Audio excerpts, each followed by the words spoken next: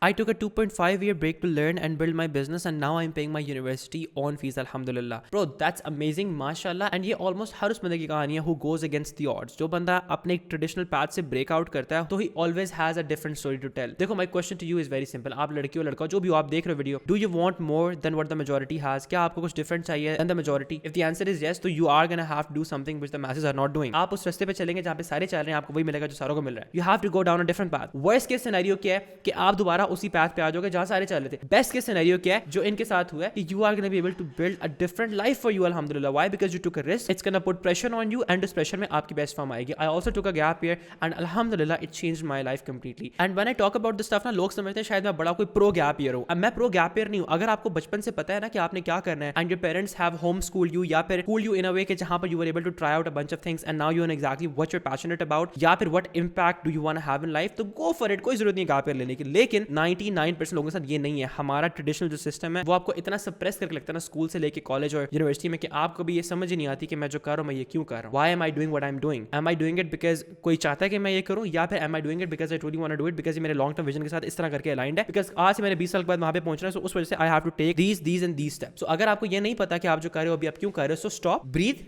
take a gap year, figure out who you are. Ask yourself कि मैं ये करूं, मैं ये क्यों कर रहा हूं. Once you have the answer, then you do it. But if the answer is कि मुझे नहीं पता, तो stop and ask yourself कि भाई नहीं, I have to first figure out why I'm doing what I'm doing. And inshallah, you're gonna be way happier in life and more content with your life. Inshallah.